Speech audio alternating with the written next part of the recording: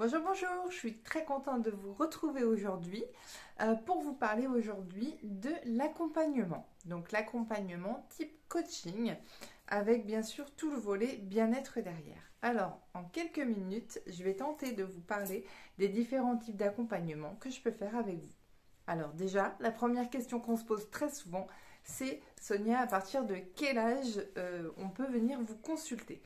Eh bien, je pense que c'est bien que l'enfant ne soit pas trop jeune. Idéalement, on va dire, c'est à partir de la moyenne section, c'est-à-dire vers 4 ans, 4 ans et demi. Pas avant. Déjà, pour certains, c'est en fonction de la maturité aussi de l'enfant. Voilà, le cerveau est en pleine construction, etc. Il faut aussi leur laisser le temps de grandir. Mais quelquefois, il y a des petites problématiques qui peuvent être réglées en quelques séances et qui peuvent vraiment vous presque sauver la vie. Alors, je prends quelques exemples à cet âge-là.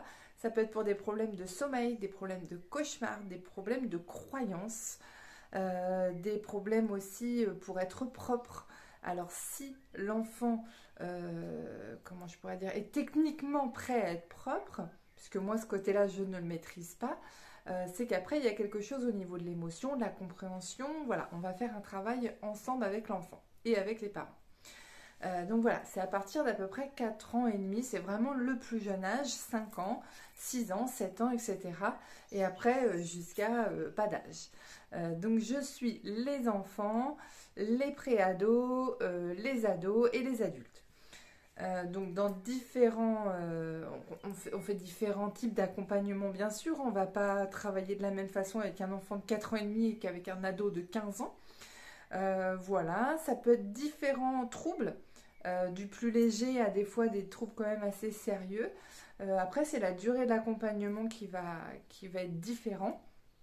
Chez les adolescents, il n'est pas rare qu'il suffise 5 ou 10 séances, donc 2 forfaits on va dire, pour que la problématique soit, j'aime pas dire qu'elle soit réglée, mais que voilà, qu'on l'ait pris en compte, qu'on ait trouvé des solutions, etc. avec l'adolescent et les parents si besoin.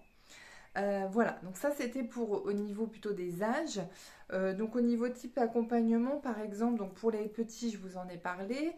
Un tout petit peu plus grand, ça peut être des problèmes de confiance en soi, ça peut être des problèmes d'estime de soi, d'intégration au groupe. Ça peut être aussi des soucis peut-être de comportement. Voilà, donc ça va être pré-ado, ado. Les ados, ça peut être aussi cette pression des notes.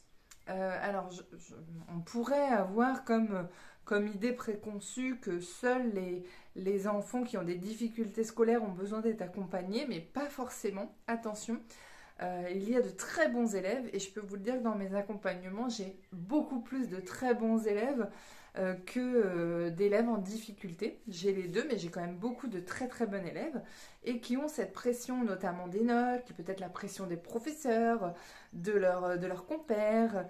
Voilà, donc on peut trouver des solutions. On peut aussi trouver des solutions contre le harcèlement scolaire. On en voit, on en entend de plus en plus parler. Et au cabinet, c'est vrai qu'on me consulte aussi de plus en plus pour cette problématique-là. Donc oui, on peut agir et quelquefois, eh bien, l'adolescent, l'enfant, le préado n'ose pas forcément en parler à ses parents. Pourquoi? Parce qu'il a peur de la punition, entre autres. Ça peut être aussi parce que mes parents vont pas me croire ou ils vont aller le dire à la maîtresse ou à l'instit ou à la prof, etc. Voilà, il y a des fois cette barrière que les enfants se créent et le fait de venir me voir, de venir voir un professionnel donc dans ce type d'accompagnement, ils ont une oreille qui est neutre. Chez moi, au cabinet, il n'y a pas de jugement, il n'y a pas de punition, il n'y a pas de c'est bien ou c'est pas bien. Voilà, on est neutre. Je suis aussi maman, donc je peux aussi me mettre à la place de vous, parents. Dès le début, on est d'accord dans le cadre que je ne vous dirai pas ce qui se dit pendant les séances, sauf si l'enfant souhaite qu'on en parle. Dans ces cas-là, il n'y a aucun problème. Mais à partir du moment, c'est un petit peu son jardin secret ici, il peut se libérer sans crainte justement d'avoir ce type de jugement en tant que parent. Alors c'est difficile des fois pour les parents, mais croyez-moi, tous ceux qui m'ont fait confiance comprennent le sens de cette petite condition.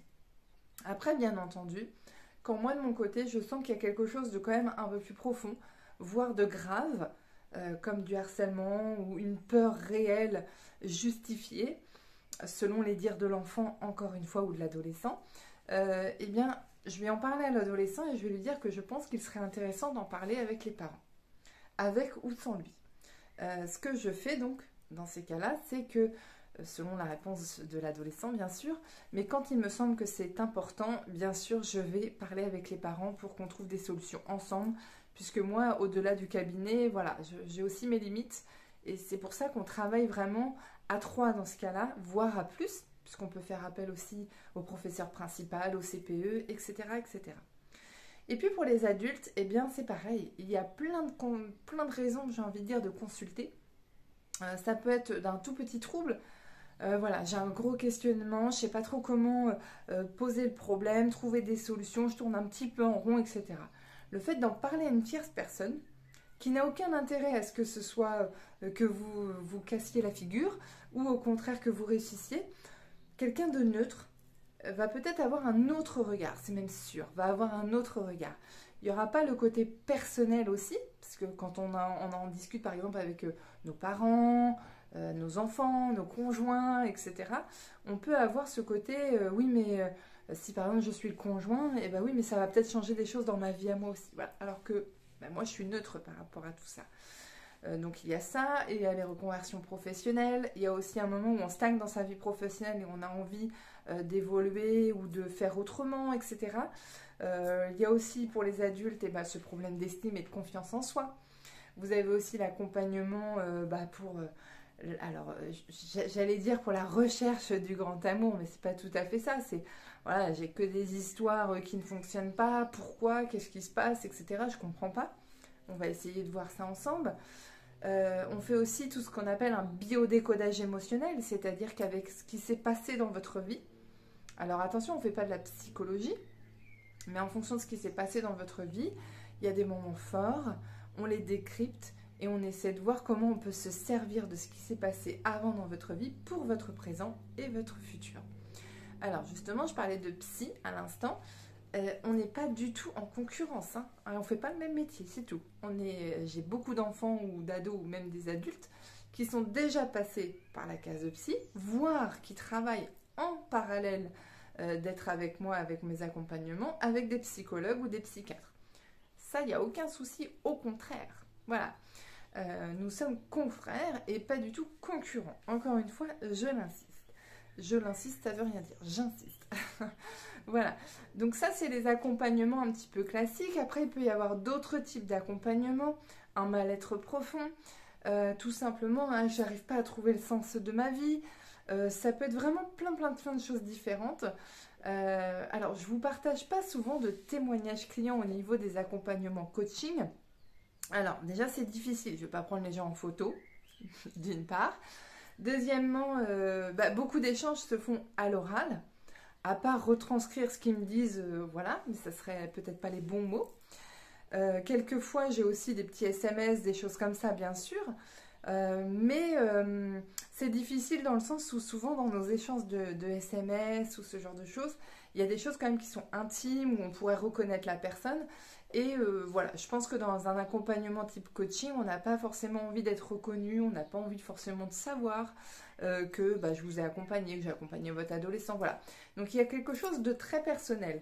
C'est différent des soins que je peux partager en photo, ou avec l'accord des clients, bien sûr, je partage les photos, où on a besoin d'un visuel pour comprendre pourquoi j'irais faire ce soin-là, qu'est-ce que c'est, ah oui, d'accord, voilà, on comprend un petit peu mieux avec des images. Vous me voyez par exemple très peu partagé, ou voire pas du tout, aussi au niveau du biodécodage, au niveau du scan énergétique. Pourquoi ? Parce que c'est très intime aussi. Souvent je vous partage mes photos quand moi je le fais, ou ma fille, ou ma famille. Mais les clients, je ne peux pas me permettre parce que là on rentre dans vraiment de l'intimité profonde. Oui, je pourrais en fluotant remarquer l'ordinateur, mais ça n'a pas trop d'intérêt. Le but de faire une photo, c'est de vous faire comprendre, par exemple pour la détox, une détox par les pieds, ok, c'est quoi une détox par les pieds, c'est quoi les résultats, etc. Avec les photos, vous vous rendez un petit peu plus compte. Voilà. Bon, je reviens sur les accompagnements. Donc les accompagnements, là, je termine ceux que j'ai en cours pour cet été. Je reprendrai donc de nouvelles personnes à partir je crois que c'est le 21 août, ça doit être ça, enfin c'est fin août, voilà, et on peut faire des bilans. Alors là, franchement, en juin, ça va être très compliqué de trouver des créneaux. Là, c'est plus que plein jusqu'au 30 juin, donc malheureusement, voilà, ça sera que fin août pour des nouveaux accompagnements. Alors ça peut être de faire l'entretien préalable, ou le diagnostic entre guillemets pour un futur accompagnement qui démarrera qu'en septembre ou autre. Ça c'est possible. Voilà, oui, alors je commence toujours par cet entretien préalable. Si c'est pour un enfant, un adolescent, j'aime bien que les parents soient là. Enfin, je demande à ce que les parents soient là. Un ou deux, peu importe du moment qu'il y en a un. Deux, c'est encore mieux. Comme ça, on voit un petit peu, même beaucoup, la problématique ou les problématiques, ce qu'en pensent les parents, l'enfant, que tout le monde soit bien d'accord et qu'on aille dans la même direction. Donc ça, c'est important. Pour les adultes aussi, c'est important, puisque cet entretien permet déjà de se voir, de se rencontrer. Il y a besoin en accompagnement qu'il y ait un bon feeling. Si ça passe pas, si vous ne vous sentez pas à l'aise au sein du cabinet ou avec moi-même, ça peut arriver, eh bien c'est pas la peine de faire cet accompagnement. Donc cet entretien-là permet de voir aussi si on se sent capable de travailler ensemble. C'est très important puisque quand on n'est pas, si on n'est pas à l'aise, etc., eh bien on va droit à l'échec. Donc c'est pas le but. Vous comme moi, on n'a pas envie de perdre notre temps, on n'a pas envie voilà, d'entamer quelque chose et de ne pas aller au bout. Voilà ce que je pourrais vous dire. En termes de tarifs, eh ben, en fonction de l'âge, si c'est un enfant, un adolescent ou un adulte, ça ne sera pas le même tarif. Ça ne sera pas la même durée de séance non plus. Sur des tout petits, on est plutôt autour d'une demi-heure. Sur des pré-ados, allez, on est entre, on va dire à peu près 3/4 d'heure. Et puis sur des adultes, on va être plutôt sur 1 heure. Voilà, ça peut se faire en visio aussi. Alors les tout petits, non, pas en visio. Les ados, oui, ça marche très bien en visio, certains. J'en ai fait plusieurs, par exemple pour des ados qui habitaient sur Paris, Yvetot, Rouen, voilà, qui n'avaient pas forcément la possibilité non plus que les parents les emmènent. Ceux avec qui ils sont à l'aise avec cette méthode-là, moi je vois aucun problème. Et puis pour les adultes, c'est pareil, ça peut se faire aussi en visio ou en physique. Voilà, ça c'est après, c'est à nous de voir ça ensemble lors de cet entretien justement préalable. Voilà, je voulais vous faire un petit focus sur les accompagnements. Alors, je ne suis pas rentrée dans les détails. J'utilise beaucoup de méthodes. J'ai fait plusieurs formations autour des accompagnements en fonction des âges, etc. Voilà, différentes problématiques aussi. Donc, c'est difficile de vous parler de tout sur une petite vidéo. Mais voilà, au moins, vous savez peut-être un petit peu plus si vous vous posiez des questions. N'attendez pas non plus que le problème ait pris une ampleur énorme, parce que je vous dis, des fois en quelques séances on peut régler la chose, voilà, on peut régler les choses plus facilement. Et encore une fois, quand il s'agit de nos enfants, en tant que parents, on y met de l'émotionnel, on y met, on a entre guillemets, on n'est pas 100% objectif, faut le dire. Et j'ai pas honte de le dire qu'avec les miens c'est pareil. J'ai aucun problème que les miens aient consulté quelqu'un d'autre que moi, puisqu'ils n'auront pas cet affect en mère-enfant. Et bien c'est pareil, et souvent ils ne disent pas la même chose à quelqu'un, une tierce personne, qu'à leurs propres parents. Et puis des fois il y a des sujets qui sont difficiles à parler. Avec certains ados, on parle contraception, on peut parler des premiers amours, on peut parler aussi des grosses disputes, des petits problèmes peut-être pour les parents, mais qui pour eux à cet âge-là sont très importants et peuvent prendre une grande ampleur dans leur vie et voir leur faire peut-être avoir de mauvaises notes, peut-être ne pas se sentir bien. Alors j'insiste sur le fait aussi que les notes, alors il n'y a pas, pour moi, il n'y a pas vraiment de bonnes... oui, il y a des bonnes et des mauvaises notes, bien sûr, parce qu'on a mis ce système de notation à l'école. Pour moi, c'est pas la bonne solution. Mais voilà, on ne va pas révolutionner l'éducation. Enfin, du moins, moi, je ne peux pas le faire.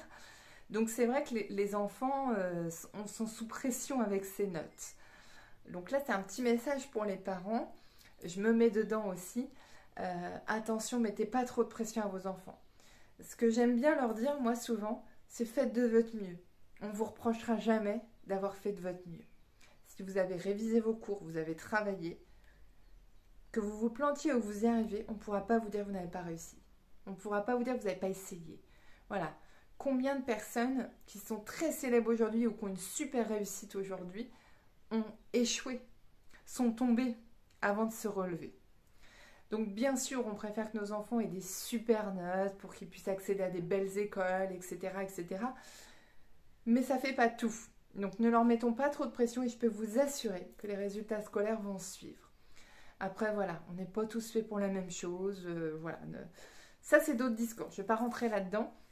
Mais on en parle aussi. Hein. Je donne des conseils en tant que professionnelle. Et là, j'essaie de ne pas me mettre en tant que maman. Mais en tant que professionnelle, je vous donne aussi des petits conseils, notamment pour les plus petits.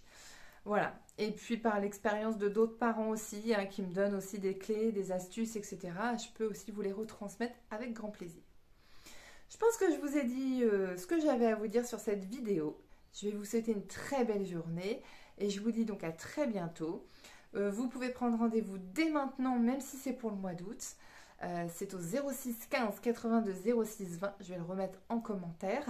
Voilà, les messages privés des fois ne passent pas toujours, je ne les ai pas toujours, donc n'hésitez pas à m'envoyer un SMS et je vous réponds dès que je peux.